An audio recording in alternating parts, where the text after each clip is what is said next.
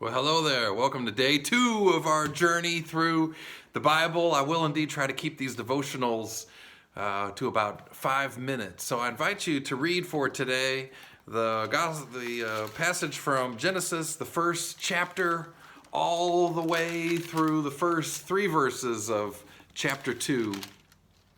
If I read all that and I kept these videos to 5 minutes, I'd have about 30 seconds of commentary. So I invite you to pause this video to read those verses. And if you need a Bible, don't forget, we've got our old standards here. Look at this guy here. Tell your family, I have read this thing, this beauty that has been sitting up in our church library for the last 4 years. All right. Let's go ahead and begin. Let's talk about the creation story. We talked a little bit about it yesterday in our introduction, but let's begin with the fact that the creation story doesn't explain certain things.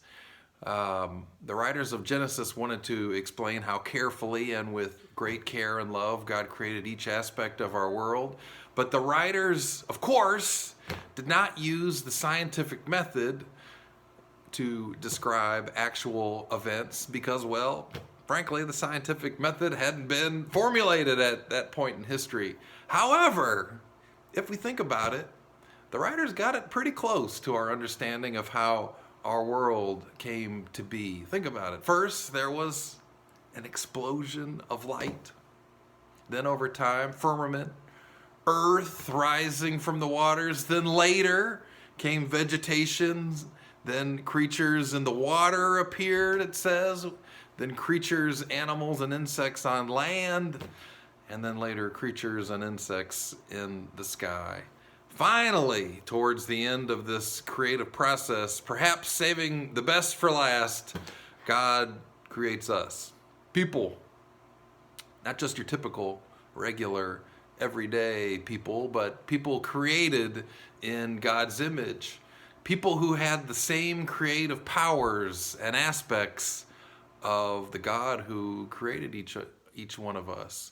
People capable of grace. People capable of joy, of holiness, and peace. And ultimately, of course, capable of great love.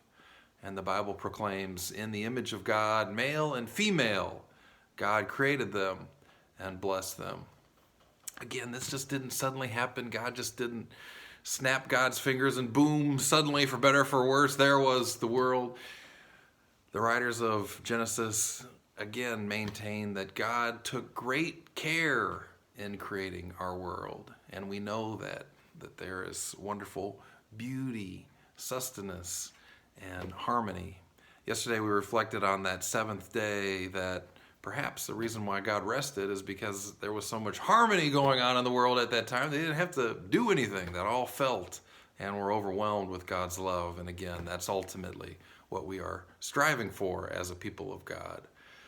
All right, so today what I'd also like to talk about on that seventh day is that seventh day is a gift for each one of us, a day of rest, a Sabbath. You know, we work so hard during the week. We give so much of ourselves. 6 days of the week, we toil, we labor, we fulfill whatever the mission is of our employer. And on this seventh day, the Bible tells us that it's not only for God, but also for each one of us. That it's a time to pause, a time to remember just why and for whom we are working so hard.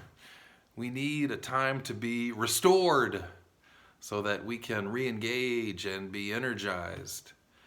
We also need a time to give thanks, a time to worship, to give thanks for and to a God who constantly surrounds us with God's love, comfort, and peace. I remember a few months ago in one of our children's moment during our worship time, I asked the congregation, what happened 50 to 60, 70 years ago on Sunday afternoons and Sunday evenings here in Newton? What happened each and every Sunday? If you walked downtown or drove through the streets of Newton, what was happening? I turned to the congregation and the unified response was, Well, nothing. Well, since then, we of course have indeed collectively lost the specialness of a Sabbath day, a day of retreat, a day for worship, a day for quiet, a day for family. These days, today, Sundays are just like any other day.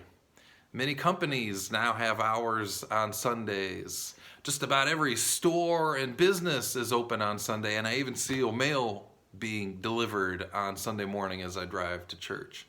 We do not collectively have a time for Sabbath rest any longer, so we have to seek it out in our individual lives, and we have to make it a priority. It was God's intention from the very beginning that we have a day for rest, a day for renewal, a day for restoration and recommitment. And we remember that our culture keeps wanting more and more from us. Buy more, be more, work harder, put stuff more activity into your day. Now, all that's good to an extent. We need to have dreams, aspirations, goals, and expectations, but the opening passages of our Bible remind us that in God's created world, if you take a few moments to think about it, you truly have all that you need. Beautiful nature, a world filled with sustenance, plants, animals, a world brimming with nourishment.